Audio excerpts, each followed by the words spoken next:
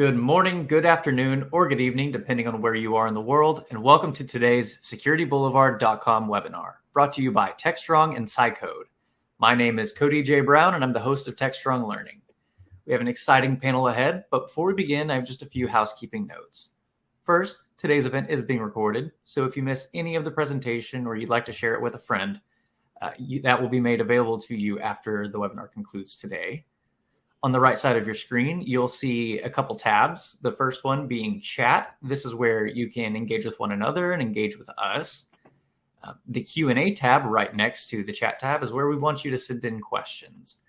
We have time at the end of the webinar to address as many questions as you can send in, so be sure to send them in early. We have a couple polls that will be flashed up throughout today's webinar, so keep an eye out for those as your participation is highly desired. And finally, at the end of the webinar, we will have a giveaway for 4 $25 Amazon gift cards, so stick around. On to our topic today. It is Securing Infrastructure as Code from Tampering and Misconfigurations. And I'm joined today by Amnon Evan-Zohar, Director of Product Management at SciCode, and Orion Cassetto, Senior Director of Product Marketing at SciCode. And it is my pleasure at this point to turn the floor over to them to get us started. Thank you so much for being with us, both of you. Thank you much for the introduction. So I'll go ahead and kick things off. Today, our agenda, we've got quite a lot. We'll start with an overview of the state of infrastructure as code. We'll talk a bit about why IAC, or infrastructure as code security, matters. We'll go through some best practices and important considerations when you're looking to create a program to secure your infrastructure as code. Then we'll go over a demo of the SciCode platform, and then also we'll do some Q&A. Also, we've got a couple of poll questions that we'll do as we start to move through this. So, if you have questions that pop up ahead of time, feel free to send them into the chat box. We may have an opportunity before the end of the call to get to some of those questions while we're waiting for people to fill out the poll. So with that, I want to kick things off with our first poll. So first off, I'm going to open up that poll, and then we will see what you guys think. So today's first poll question is, have you implemented infrastructure as code in your organization? The options are, we haven't implemented IAC and it is not on our 12-month plan. Number 2 is we're looking into infrastructure as code. Number 3 is we've started, or we have not started, but it is on our 12-month plan. Number 4, we're in the process. And number 5 is we currently use infrastructure as code. So if you guys can go ahead and start answering that, we'll go ahead and see what you guys think. We'll give it another 30 or 40 seconds, but this is a perfect opportunity. In the future, we have a couple more polls. So during this gap, we can answer some of your questions. So we'll give it another 20 seconds or so. All right. Looks like I launched the wrong poll, so sorry about that, but we'll come back to this one. The poll actually was quite interesting, but we'll carry forward. So we'll come back to that one. All right. So we'll start things by talking about infrastructure as code and where we are and how we got here. So, traditionally, infrastructure, when your application development teams needed infrastructure to run their applications and programs, essentially they needed to procure it by way of an IT ticket. So, you go into a ticketing system, you tell IT, this is what I need. That would be procured for you, and then rack and stacked. And then essentially all of the maintenance and updates and capacity enhancements was all handled in the same way by IT. Now, this worked more or less okay, as long as you had kind of long-lived systems that didn't change that often, but it was really not very flexible, and it didn't really match with, kind of modern application development. So then, that kind of gave rise to cloud infrastructure. So once you had cloud providers in the scene, essentially you could, scale up and down infrastructure by just, spinning it up in these providers without the need to involve IT. And this could be done, in minutes instead of hours or days.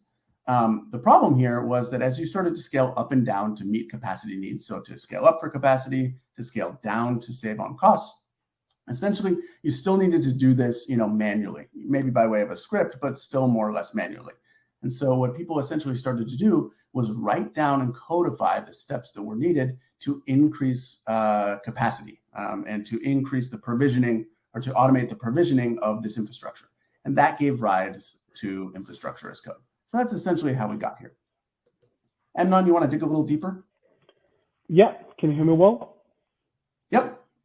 Awesome. So yeah, in continues to what Orion mentioned, let's talk a bit about what is infrastructure as code. So infrastructure as code is essentially the technology and processes used to manage and provision infrastructure with code instead of manual processes. And this is done through using software development principles and practices. The idea is that your infrastructure is treated just like software, and then each one can actually write, test, and execute code in order to define, deploy, update, and destroy the infrastructure that is provisioned. We write code to manage our servers, databases, network logs, and so forth. And it continues to what Ryan stated in the previous slide. When you want to make changes to your infrastructure, you make changes essentially to the code. This is basically the best practice in this industry. And then afterward, you can test it and then apply it in your production environment automatically. As such, first, it has replaced the act of racking physical servers in the data center. And secondly, it has allowed for building servers using software programming in the cloud. Infrastructure as code tools and processes allow engineers to quickly build and destroy servers and other infrastructure on the cloud platform using automation tools. If we will go to the next slide, then we kind of gathered for you a short and very simple example of a basic deployment in AWS for one of the instances, for an EC2 instance, one of the the cloud assets running on Amazon Linux 32-bit AMI. And as you can see, by the way, this can be also implemented for Google Cloud, GCP, Azure, and Kubernetes. It's just based on different tools such as Terraform or YAML files. Using code like you see here in the slide allows us to ensure that the outcome, meaning the infrastructure provision, is always the same. And when we need to update it, we simply replace the infrastructure resource with the new updated one in the code itself.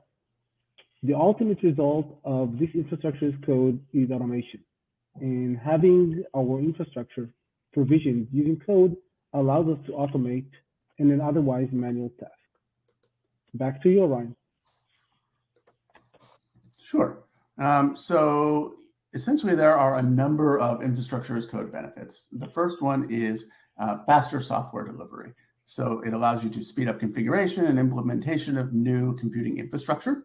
It allows for quick provisioning of infrastructure for development, testing, production results in your and production results in your ability to deliver software much faster. Amnon, do you want to tell us a little bit about some of the other benefits we've got here?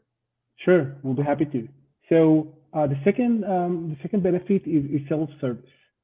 So as the infrastructure is defined as code, the entire process and deployment can be automated. It can be started by anyone, mostly in the DevOps team. Users of infrastructure get the resource they need and when they need that. The third benefit, as mentioned here, is reducing cost.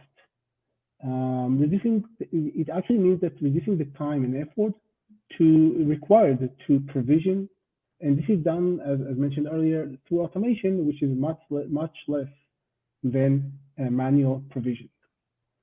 When we're looking at the fourth benefit, which is version control, so essentially, traditionally changes to production systems were considered risky, but then change is inevitable, and we're probably experiencing that on a day-to-day or on a week-by-week. You may need a new database. When you add a new feature, you may need to add new servers or structure or storage to the cluster. Infrastructure as code reduces the effort and risk of making these changes to the infrastructure. You can check in your source files in the version control, which means that you can track all the changes done and revert quickly to the previous one if something breaks. And the last and least benefit is consistency. So generally speaking, manual process results in mistakes, most of the times.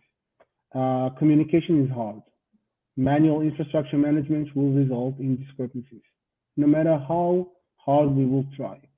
So infrastructure as code solves that problem by having the config files themselves be the single source of truth. That way, we guarantee the same configuration will be deployed over and over again without any discrepancy. Awesome. Thanks, Amnon. All right, so we're going to shift gears in a second. We'll talk about what are the security implications of IAC. But before we do that, we're going to try polling again. So hopefully it will work. It's been a lot of technical difficulties today. But so poll number 2, I'm going to start it now. Hopefully it matches. So we'll give it a shot. Okay, poll number 2 should be open. It is, which tools are you using for infrastructure as code? So feel free to go ahead and vote now. You should see some options on your screen, and essentially you can use multiple tools. The options are AWS CloudFormation, Terraform, Ansible, Kubernetes, including YAML and JSON, and then Azure Resource Manager. So go ahead and vote, and we'll give all of you a little bit of time. Okay. It's getting there. We'll give you another 20 seconds or so, but so far we've got the most of everybody's using Terraform. Number 2 is Kubernetes. Number 3 is AWS CloudFormation. Number 4 is Azure Resource Manager. So I'm going to go ahead and close this poll so you guys all get the results. There you go. All right, so we'll keep everything moving. So from here, we're going to shift gears and we'll talk a little bit about the security implications of infrastructure as code. So Amnon, back over to you. Cool. Right. So we talked about a lot on the automation piece for infrastructure as code. And as mentioned here in the slide, infrastructure as code automates provisioning to boost the efficiency. However, it also amplifies mistakes. So as infrastructure as code adoption soars, it's becoming more important to understand the security risks and the complexities involved with it. Because infrastructure as code best practices are still being established, there are very few universally recognized resources and processes when it comes to infrastructure as code security. Essentially, and we mentioned that earlier, infrastructure as code is designed to make cloud provisioning simpler, faster, and predictable. But in order for teams to recognize those benefits, the same philosophy must be applied to how they approach cloud security. Infrastructure as code security is essentially the answer to cloud security in an infrastructure as code, forwarded or adopted environment. It's essentially the only way to get consistent, scalable, and immutable security. If we will not apply security at the infrastructure as code level, then misconfigurations are inevitable. They will just happen, and we hear that over and over again. And when clouds are orchestrated by inherently misconfigured code, they'll continue to be orchestrated and configured incorrectly in production over and over. So why infrastructure as code is important? Number 1 is identifying potential security and compliance gaps earlier reduce the risk. Proactively identifying and remediating misconfiguration in code enables security engineer teams to remediate issues before any infrastructure is created in production. Infrastructure as code security tests can be integrated early in the development processes, such as when writing code, committing in the pull request, code to the repository, or even prior to deploy. So that's reason number 1.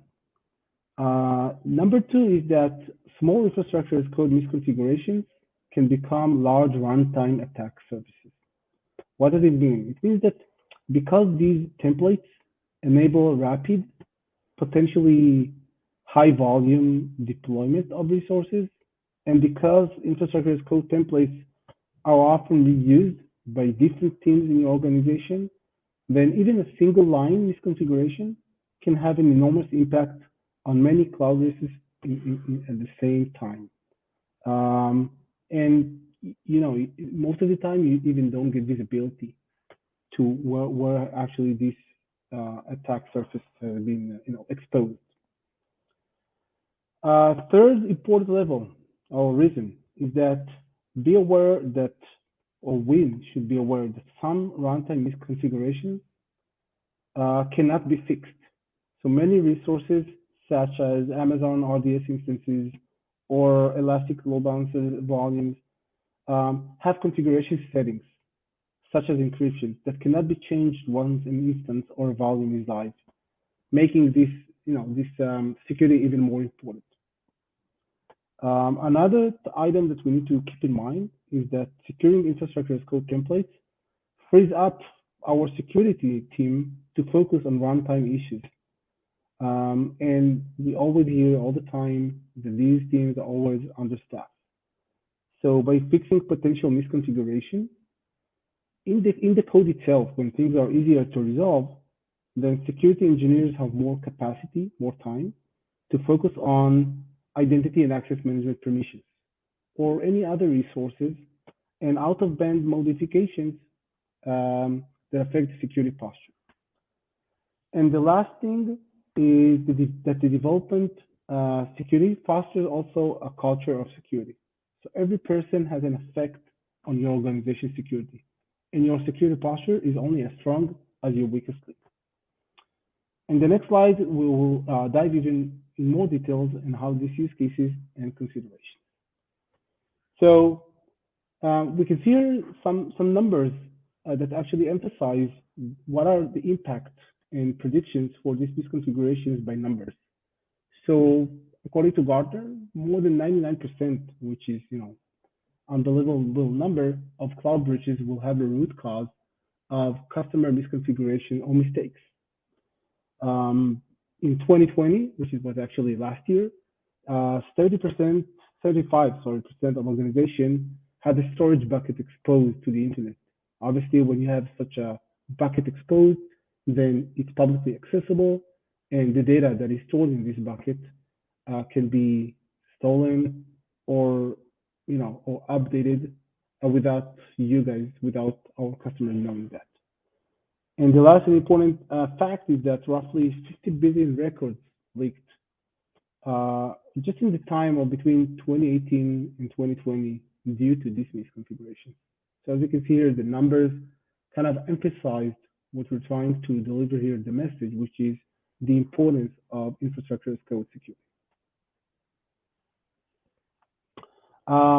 We gave here some numbers of a survey that was done taking 200,000 infrastructure as code templates and kind of running them through some of the misconfiguration. We can see here that just by scanning these, it appears that almost 50% in these templates, the AWS S3 buckets did not have server-side encryption enabled, which is a very standard and required configuration in order to make sure that your bucket and the data that is stored is secured. More than 40% of CloudFormation config files have at least one insecure configuration, which is, again, almost more than 2/3 of these numbers. And the last and very important number to back up our claim is that almost 60% of cloud users configured S3 buckets don't have logging enabled. No logging enabled means that you will not be able to track and address issues that are happening in these buckets.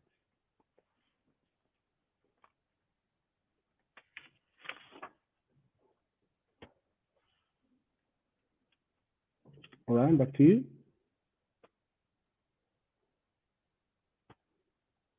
Thanks. Now that we've talked a little bit about the problems with IAC security, let's talk about some of the challenges with actually securing it. So there's really three fundamental problems to securing infrastructure as code. The first one comes down to visibility. So like a lot of other kind of modern DevOps tools, essentially IAC is owned by engineering and DevOps.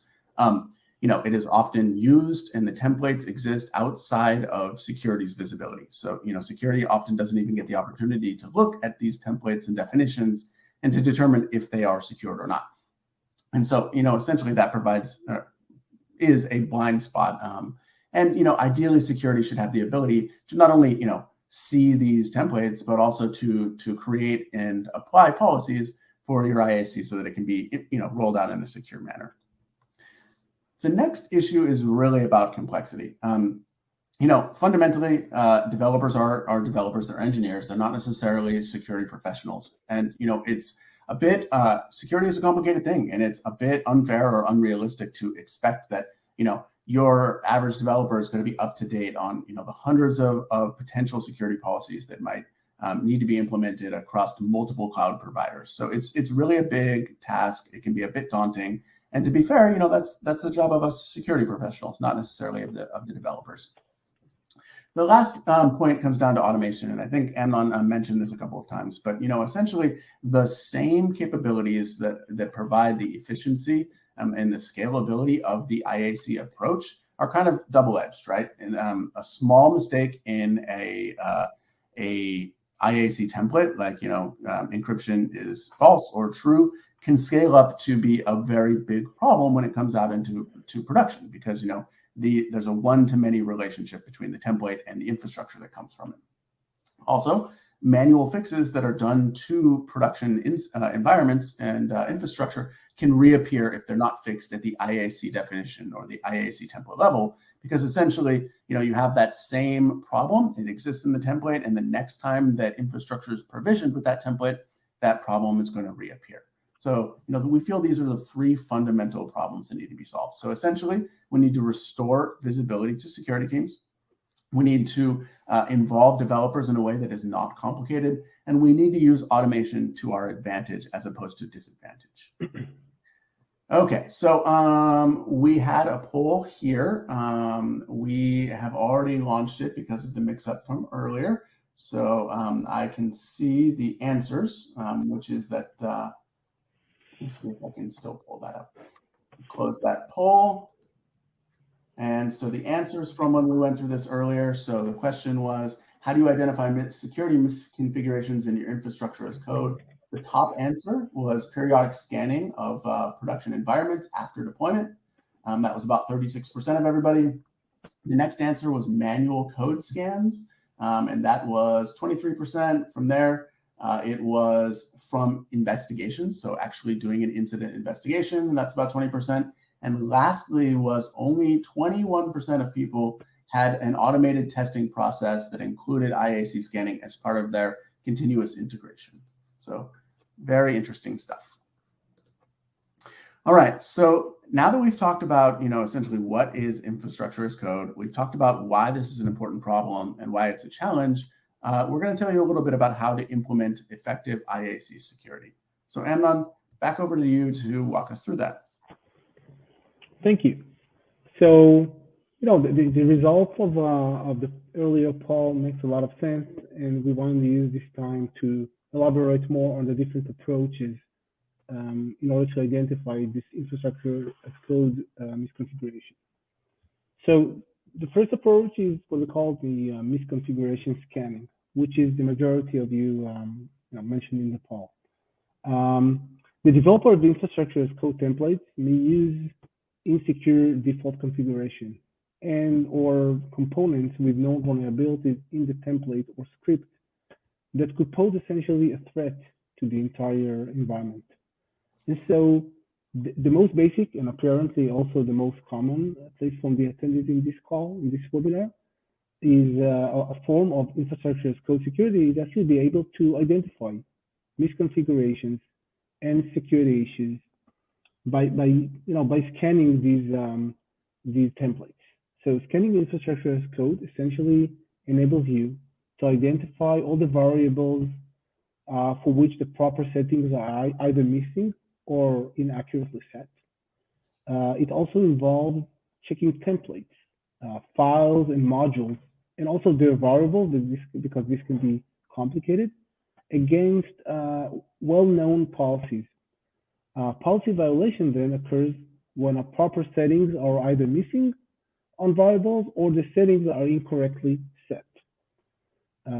Because infrastructure as code is often cloud agnostic, then you may be dealing with hundreds of policies to check against. So the best way to get a complete coverage across cloud security best practices and compliance controls are through automation. By automating the scanning of your infrastructure as code, you can save time and get coverage, which is essentially not possible with manual work. Examples come in mind, of issues that can be found during this scanning are one, insecure default configuration. For example, if you have a cluster namespace that use a default name and which is insecure, this is a very common example of common bad practice configuration. Another example can be you're using an S3 bucket that is publicly accessible, and as such, its content can be stolen. This kind of goes back to some of the breaches that we mentioned at the beginning of the webinar. And the third very common example that we're running very often is unencrypted database. So if you're using, the organization is using RDS, that includes sensitive information, and by default, it's unencrypted.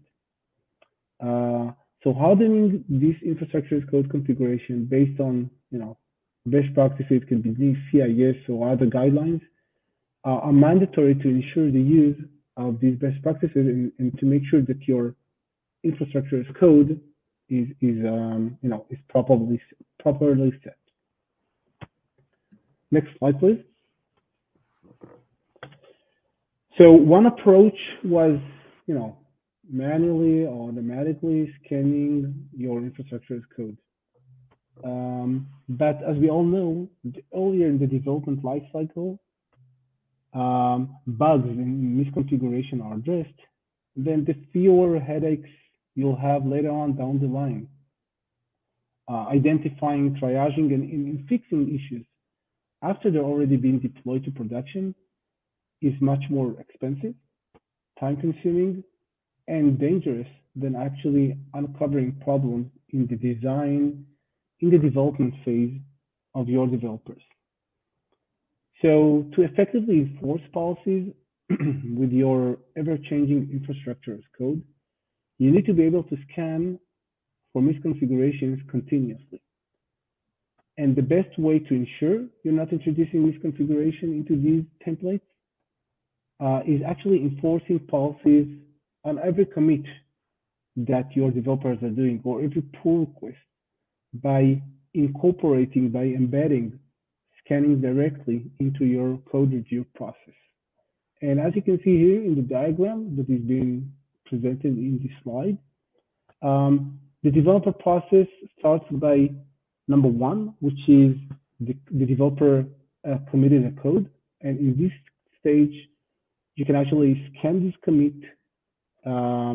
and, assuming issues were found, you can share the results through any alerting system that you have, like, Slack, send over email or what have you. And also, if needed, open a Jira ticket or use any other ticketing system that you use for the developer to make sure that he's aware of that and should fix that. The second phase can be not only to alert or to provide visibility to this misconfiguration, but actually block the vulnerable code and protect essentially the main branch. So protect the fact the main branch from integrating to it some code that is misconfigured, which will then right after be deployed into your cloud environment.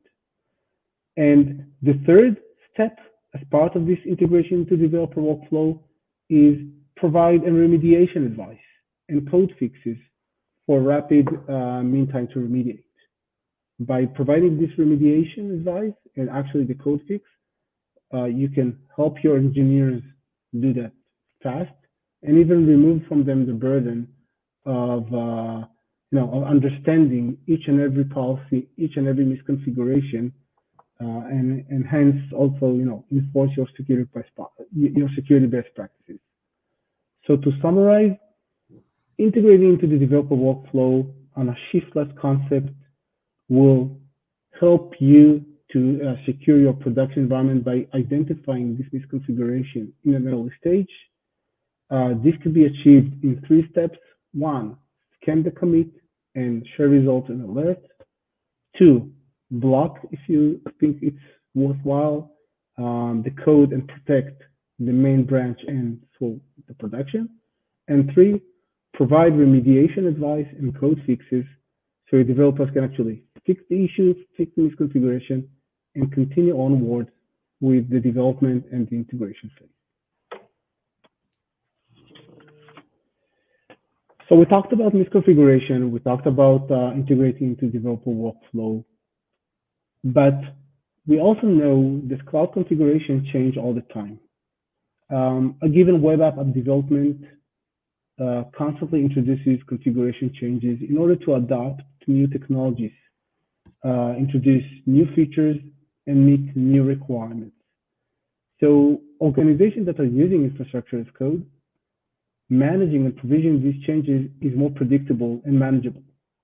However, sometimes, and we see that often coming, this arises certain situations where configuration needs to be changed directly into the production environment, meaning the admin itself goes to the AWS console and make the proper changes. And no matter how tight your infrastructure as code implementation is, out-of-band changes, known also as drift, are inevitable. So simply put, drift is when configuration changes and it's no longer identical to the previously populated value, to the one that is actually described in your template. In case of infrastructure as code, drift occurs when a realized configuration differs from the predetermined build time state.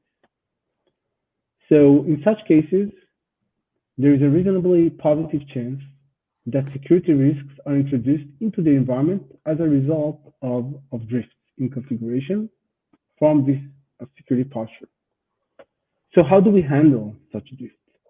First of all, by continuously comparing the definitions of the infrastructure as code, what is described in your template, to the actual production configuration, to the actual production environment. Once such once such a case arises when there's a difference between the infrastructure as code definition and the production environment, then we can identify such a drift. And then automatically notifying the teams of the detected drift so it actually can resolve. Notifying through your Slack or through any other means in order to be able to address that and make this drift change as quickly as possible.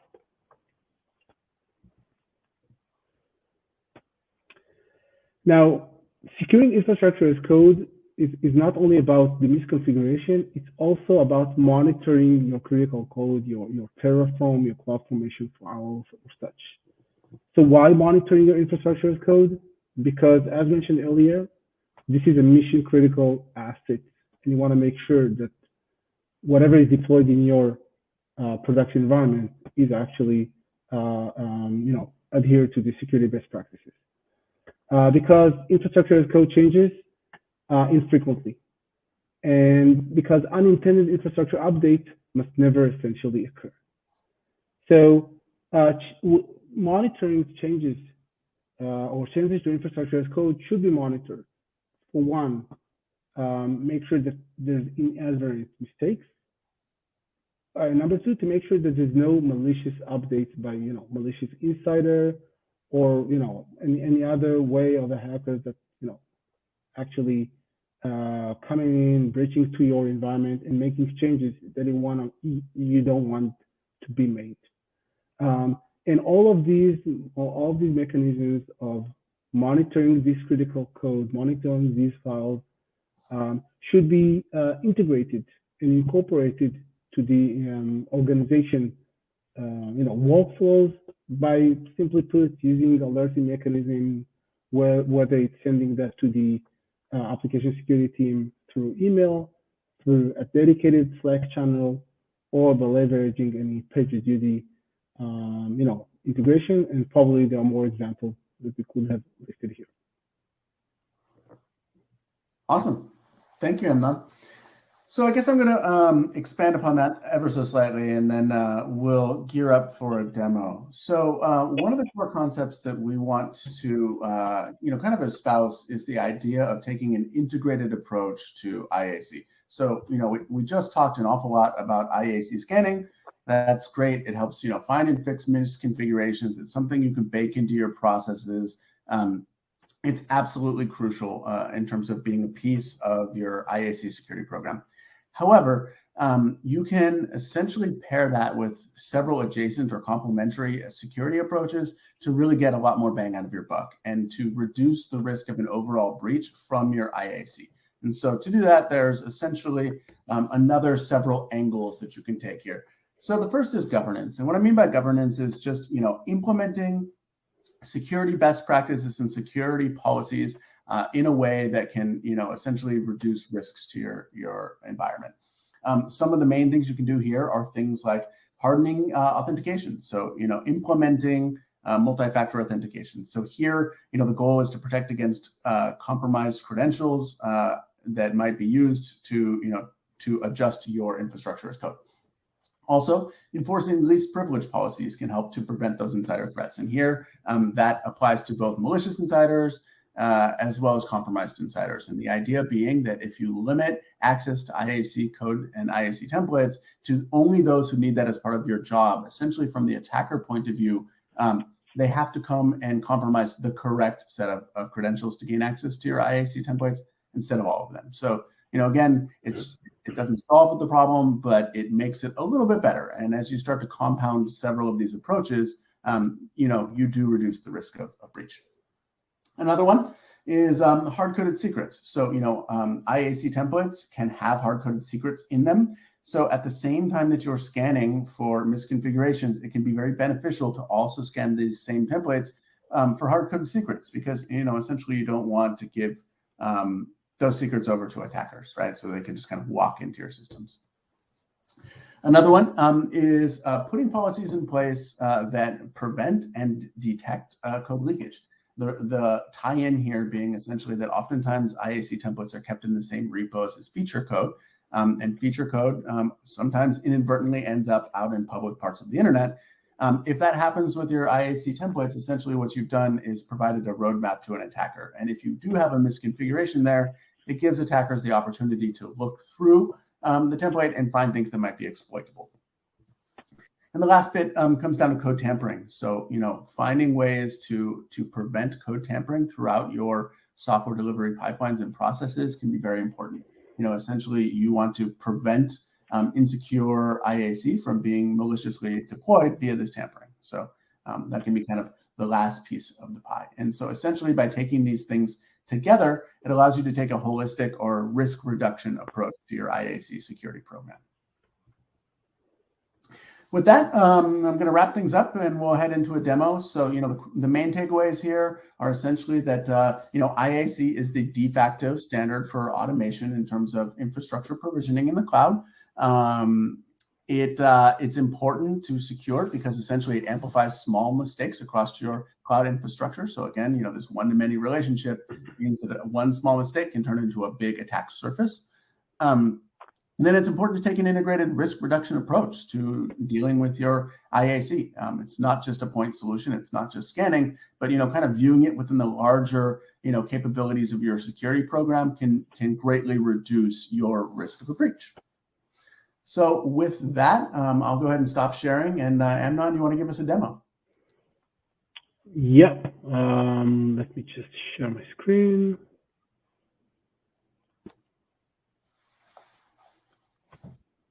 Can you see my screen well?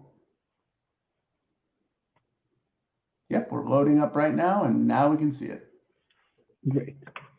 So essentially, this is the Cycode platform. Cycode is a startup that is aimed to secure, or its mission is to secure the software supply chain from code to cloud. And the way that we do that is by integrating into the different development tools and infrastructure. And as you can see here in the screen, there's a set of different integrations that we're doing around all the most common source control, build, container registries, and cloud infrastructure, as well as alerting in order to be able to send what Cyclone finds in the different channels that each our customer is doing. Through this integration with your Git environment as well as the cloud, Cyclone actually is a tool that is built, that is policy-based, policy built, and these policies are out of the box, while we also provide a way to create, for our customers to create its own custom policies.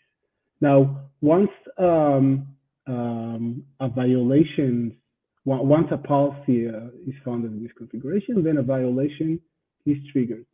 And Cyclone provides a long set of hundreds of different policies when it comes to cloud and infrastructure as code. On a side note, I can say that this is not the only use case that we're covering. We're covering much more on that, but the focus will be in this demo for cloud infrastructure as code in the context, obviously, of this webinar. So as you can see here, and again, this is just a demo environment of Cyclone, we provide hundreds of different security, infrastructure as code security best practices, which is very much aligned of what we mentioned earlier around template scanning. And so you can then go over and see the different violations that occurs. And we can take just an example here of a specific example that I mentioned earlier in a Kubernetes where there is a default namespace should not be used. So it's not only that once a violation is triggered, then Cyclone shows what is the policy, a quick description, details and where is the violation in a snapshot. But we can also, through Cyclone, you can actually open a pull request from the UI to be able to remediate that, because as I mentioned earlier, it's not about only identifying and alerting, or it's also about providing the remediation. So through Cyclone UI, you can actually open a pull request and provide a suggested fix for this specific violation. Some of these are very straightforward, and some of these are requiring some, user input. And in the sake of this demo, I won't create the pull request, but wanted to show that in advance. So that was like an example, but not all of that. As you can see, and maybe through the policies itself, you can see here that there's a long set of different policies, not only for AWS, but actually Cyclone covers all the leading cloud vendors, which is AWS, GCP, Azure, and Kubernetes, and also all the infrastructure as code providers, Terraform, which is most of you using, but also CloudFormation, ARM for Azure, and YAML for Kubernetes. Now, we talked about reviewing, alerting, and remediating.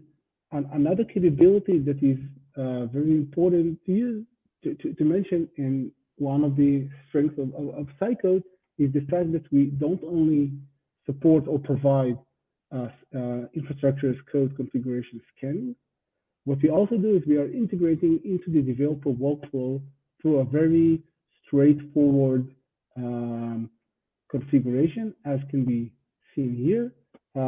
By toggling, one can actually enable this status check and configure whether he wishes to, fail or not, based on specific thresholds. And you can also run here several settings and configuration, whether you actually not only want to fail the status check if Cyclone found an infrastructure as code misconfiguration, but even block this merge. And if such a setting is being configured, then essentially what happens is that the developer won't be able to merge the pull request because this status check failed, because Cyclone found a misconfiguration. And until this being resolved and fixed, this code won't be able to merge to the main branch. And I think that on top of that, Cyclone also allows your developer to manage manage and remediate from within the pull request itself. And all of these violations that I demonstrated earlier can also trigger events and alerts to the variety of these alerting systems that Cycode supports, as well as generate tickets in this set of issue tracking systems that Cycode provides. That was it about the demo.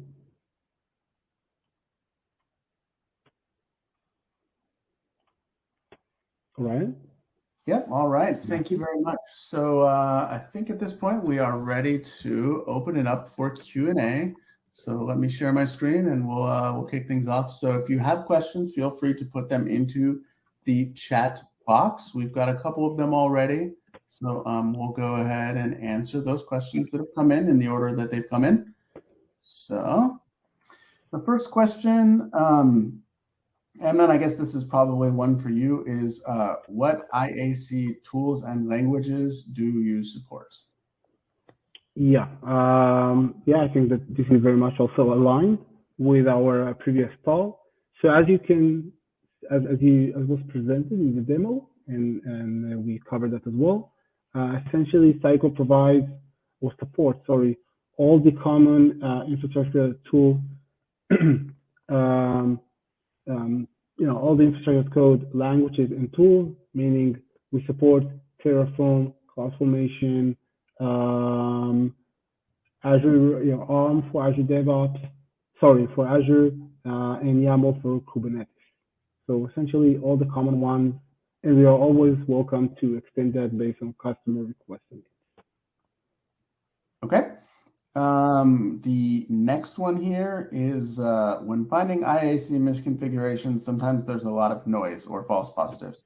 How do you provide context to reduce this? Right. So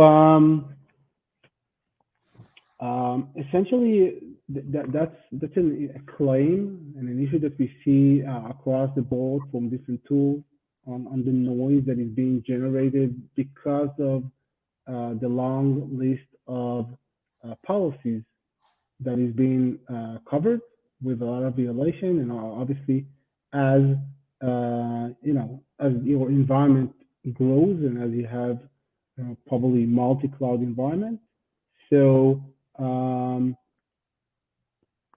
essentially the number of results grows even bigger. What Cycode does in order to provide some more context to that is that it doesn't only show the violation, but it also, through its knowledge graph, which is our intellectual property and unique differentiator, through the knowledge graph we can actually see whether this violation is actually then also deployed into the cloud by connecting to the code and to the cloud.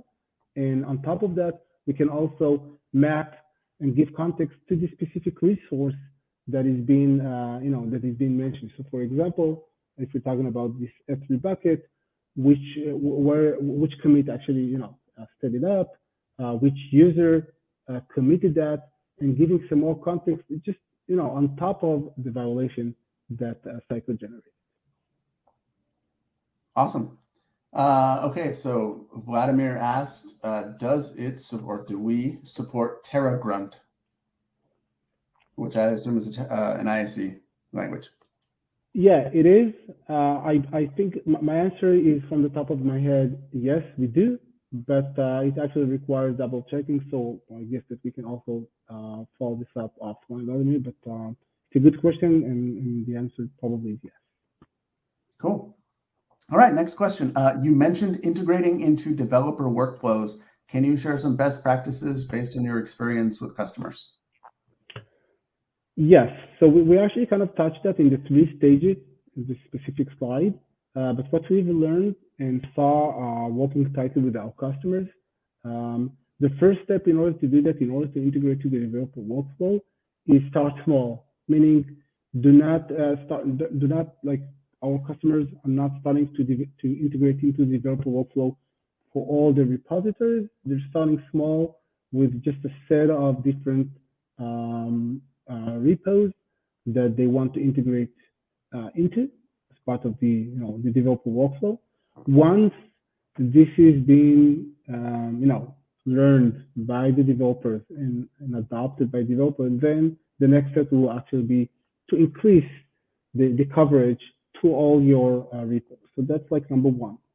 Number two is that where in cases that you have sensitive repositories that hold sensitive information, sensitive applications, what have you, some of our customers actually adopted the blocking mechanism as presented earlier, which means that they're not allowing any code to be merged if it doesn't pass.